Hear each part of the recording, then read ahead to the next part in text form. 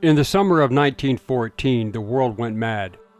What began with a single gunshot in Sarajevo spiraled into the bloodiest conflict humanity had ever seen. Nations that had stood for centuries collapsed in months. Old empires died. New alliances were born. Battle lines were drawn. The German Empire and Austria-Hungary joined forces with the Ottoman Turks, forming the Central Powers, while the British Empire, France, and Russia stood united as the Allies. Across Europe, millions of men were called to war, and the oceans themselves became battlefields. New weapons were also born.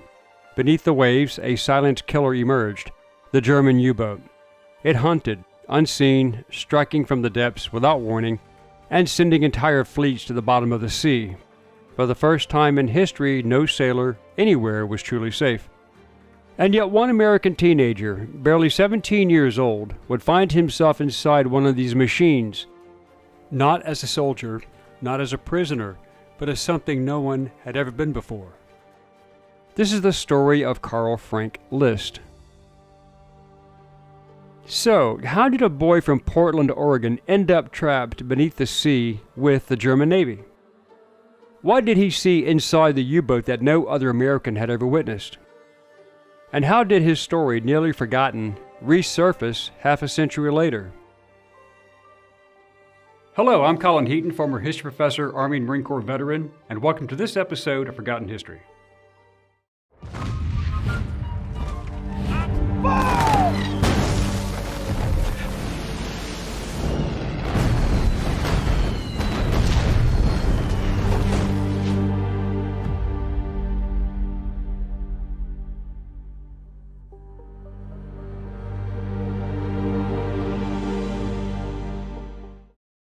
In Portland, Oregon, in the summer of 1914, at age 17, Carl Frank List, along with his best friend Moses, who was 16, signed onto a Norwegian cargo ship, a fully rigged, steel-hulled windjammer named the Cambus Kenneth. Built in 1893 in Glasgow, Scotland, with an international 22-man crew made up of 3 Americans, 7 Germans, 1 Englishman, 8 Norwegians, 1 Swede, 1 Finn, and 1 Brazilian. Their cargo was wheat.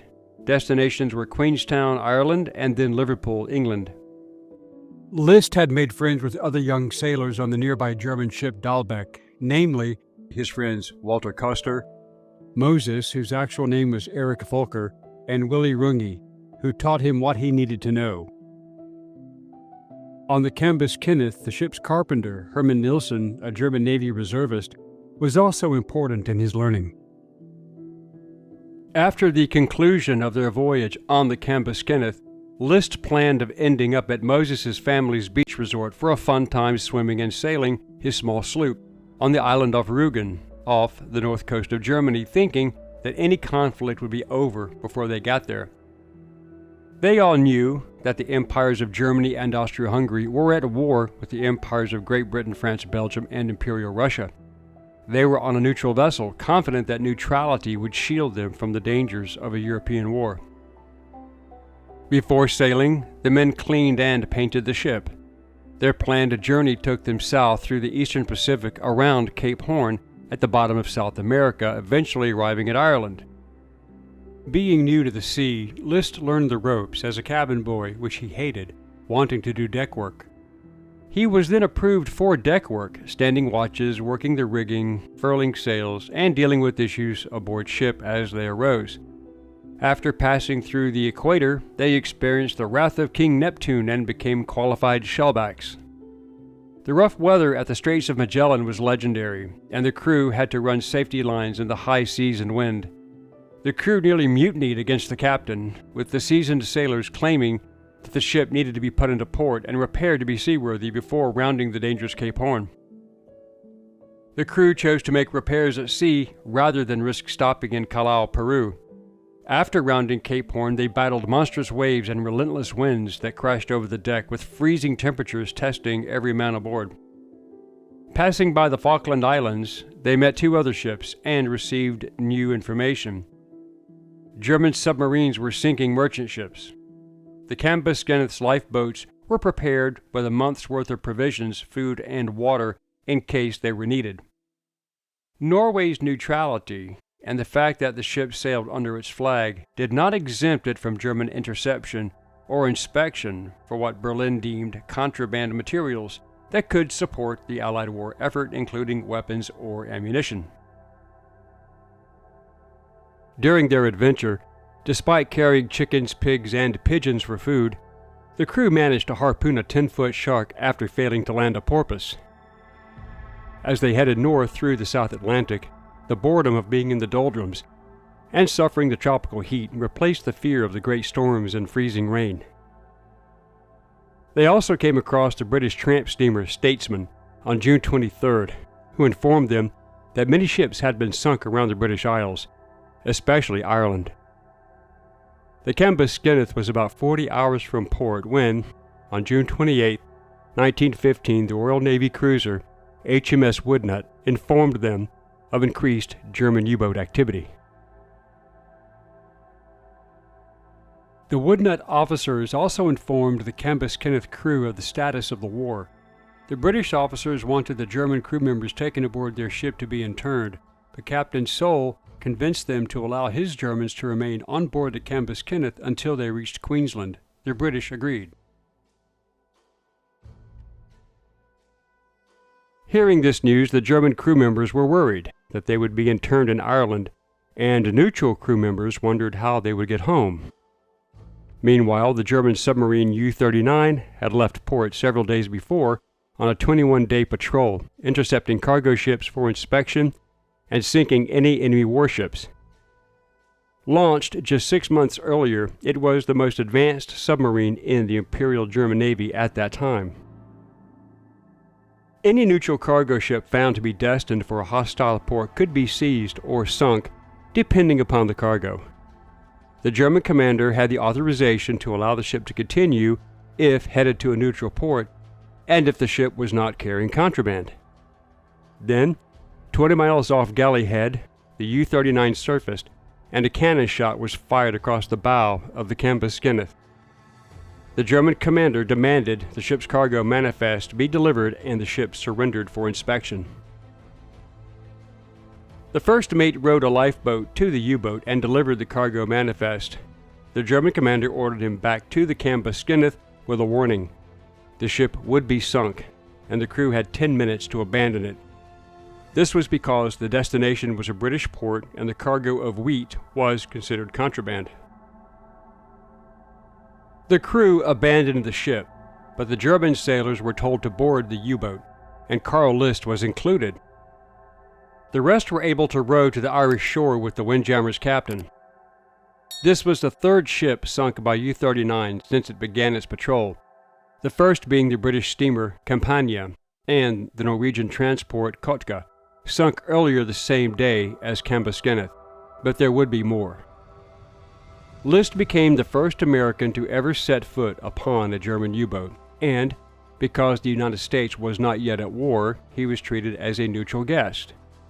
Learning that he was a German-American who spoke fluent German, the U-39's commander, Captain Lieutenant Walter Forstmann, decided to keep him on board with the German sailors from the Cambuskenneth. Forstmann gave his new guest very specific orders. Do not get in the way. Remain in the mess room when the U-boat was in action. No smoking while submerged, and fresh water was strictly rationed. This began List's 12 days at sea on the U-boat, and he took detailed mental notes of the submarine's interior configuration, the crew's duties and routines, and observed the rest of the U-39's patrol. The U-boat crew updated their guest on the war. List and his friends learned of the sinking of the Lusitania, which had strained relations between Germany and the United States. The guests were given blankets and sleeping arrangements. The U-boat, now crammed with men, continued on its war patrol, with List being on board as the U-39 sank 11 more vessels before its last battle. At all times, Forstmann spoke gently with the crew and guests and always informed them of the action. In order to know what the enemy was saying, Forstmann had Carl List read him English newspapers he captured. The navigator, Franz Schwartz, would also join them. While surfaced, the guests could go on deck for fresh air. If smoke or a vessel were sighted, they had to go below. Non-belligerent ships going to neutral ports were allowed to continue once their paperwork and cargo was inspected. U-39 stopped the British freighter Lomas that had left Argentina for Belfast loaded with corn. The crew were allowed to abandon the ship before it was sunk by the deck gun, and they were later rescued. On Thursday, July 1, 1915, U-39 which sank 5 more steamers. That day, the steamer Gadsby was sunk by torpedo. A couple of hours later, the Greek steamer Leon was stopped, inspected, and allowed to go on its way. Before noon, U-39 sank the British steamer Caucasian off the English coast headed for Gibraltar. Then the Spanish steamer Pana Agustina was stopped, and after being allowed to proceed, the Spanish captain gave Forstmann some bottles of wine and boxes of fresh cherries. No sooner had the Spanish ship left, U-39 encountered the very large and rather new British steamer Inglemoor carrying ammunition. It was sunk by a torpedo. Then, right after the evening meal, another ship was sighted. The Dutch freighter Selina was inspected and unmolested, but Captain Forstmann had a request. He wanted to buy some butter and eggs, and the sale was made. But the day was not over, as just before sunset 2 more ships were spotted. After using the deck gun to stop the British transport Richmond, loaded with American timber and railroad ties, it was hit by a torpedo. The second ship tried to get away, but U-39 caught up to the British cargo ship Craigard, loaded with American cotton destined for France. U-39 fired into the waterline. Darkness prevented further action, so U-39 submerged, and then, at dawn on July 2nd, U-39 surfaced. Both ships were crippled, but still afloat.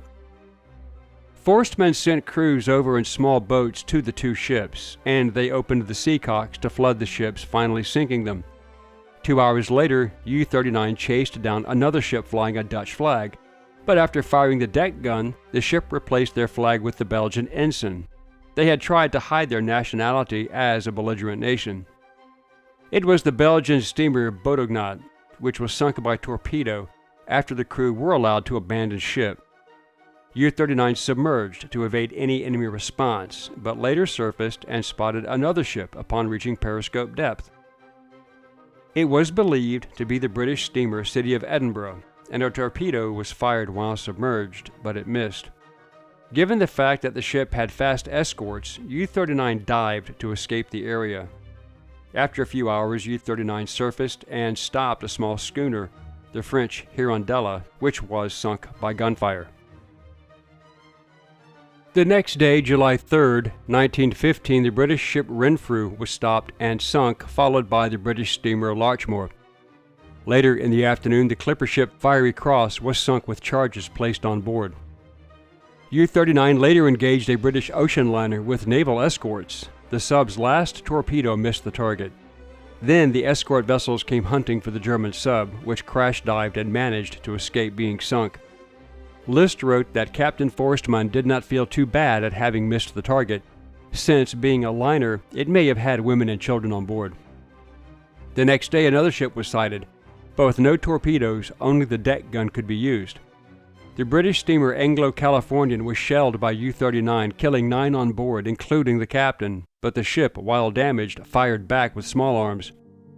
Then a fast British subchaser, or submarine hunter, was spotted coming toward U-39 firing a cannon.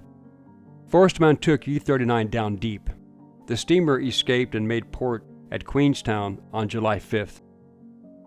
The one Spandau machine gun on the U-boat jammed and was brought below deck to be repaired and placed next to List as a German worked on it.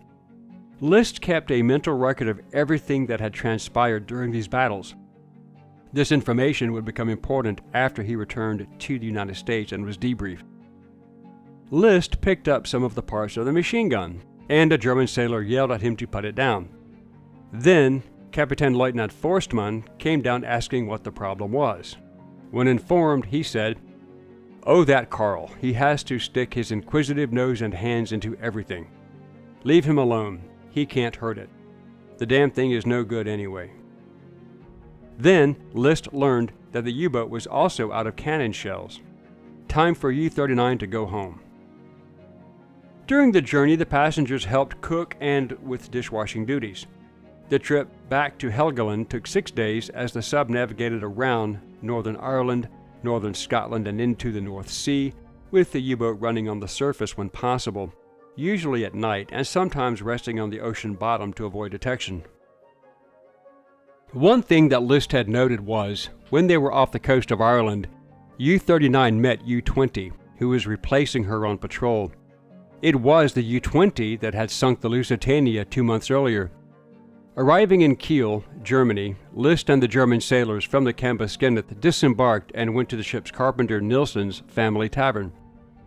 List had his first German beer and declined an offer from the destroyer flotilla commander to join him on his ship for a bottle of wine, which List did not know was a major insult when he refused. But being from a neutral nation, List then boarded a German destroyer and went to the German port of Wilhelmshaven. This was where he encountered British, French, and Russian prisoners of war. He was allowed to board a train for Bremen and then Hamburg, where he was formally interrogated and came close to being drafted into the German military. Finally, being deemed a legitimate neutral, and because of his young age, he was allowed to continue on to the town of Altenburg in Saxony, where he had an uncle by marriage and distant relatives. After his arrival, his uncle had him fill out postcards to send to his mother. Upon arriving, List had no papers. They had gone down with the ship, and therefore could not receive a ration card, but he did get work as a brick mason's helper for a couple of weeks. Then he was sent to Leipzig, where there was an American consulate. The consul found his story fascinating, and he filed the paperwork for List to go to Berlin, where he could be sent home as a neutral shipwrecked sailor. While in Berlin, he met an old childhood friend of his mother, and then he went to the American Embassy, where he met the first Secretary, Joseph C. Grew, who interviewed him. They verified his story through a Western Union telegram and gave him a passport and train ticket to The Hague in the Netherlands, where he was booked on the Dutch ship Rotterdam to New York. After disembarking the Rotterdam in New York, Carl List was interviewed by Albert Grant, chief of the U.S. Submarine Service. List gave a very detailed sketch of the interior of the U-boat and gave them information of the workings of U-39. List also confirmed the actions and tactics used against the ships in detail and which ships were sunk. This valuable information would prove critical later when America entered the war. Upon arriving in New York, List was met by the press, and he was paid $100 to sell his unique story exclusively to the Hearst News Syndicate, which loved sensational stories whether true or not. He became an instant celebrity. List was treated very well in New York and got a new set of clothes as well as work as the quartermaster on the steamer Honolulu headed to the Pacific coast. Carl Frank List was going home. Taking his turn at the ship's helm, he went through the Panama Canal and then sailed into Los Angeles after a 4-week voyage. The ship continued on to San Francisco, but after entering port, the ship's captain refused to pay the crew their wages. List was stranded in San Francisco for 2 weeks until he encountered another sailor friend. This friend would smuggle him aboard another steamer headed to Astoria, Oregon, and finally home to Portland. Over the years, Carl List met with old shipmates and learned that his story had been written in a book by Grew titled Turbulent Era.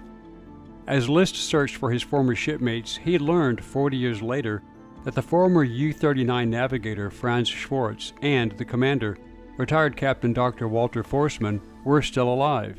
They corresponded by letters for a few years.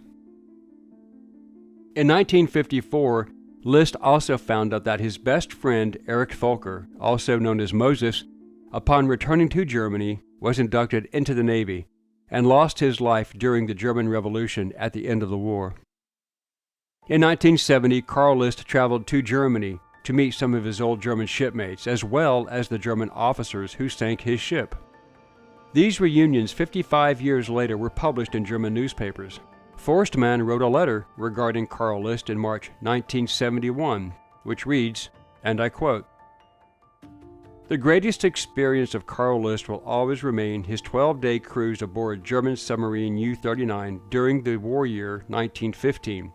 Unquestionably, it was for him a one-time episode of his life.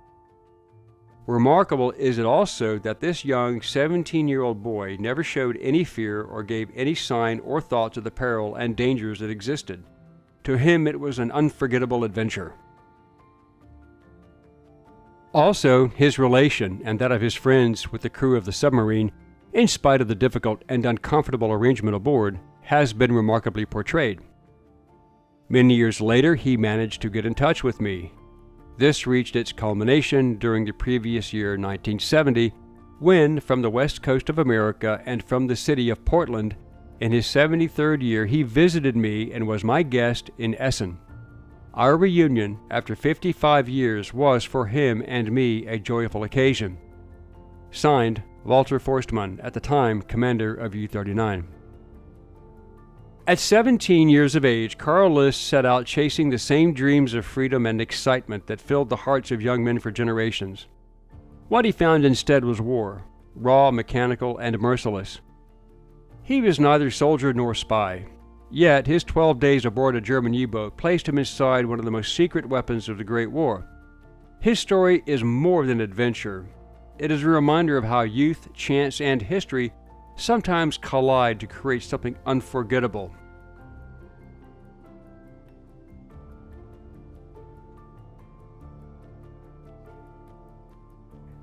Thank you for watching this episode of Forgotten History. If you liked what you saw, please click like, share, and subscribe. And if you would like to assist with the ever-increasing cost of production, please consider becoming a channel member and joining our Patreon page.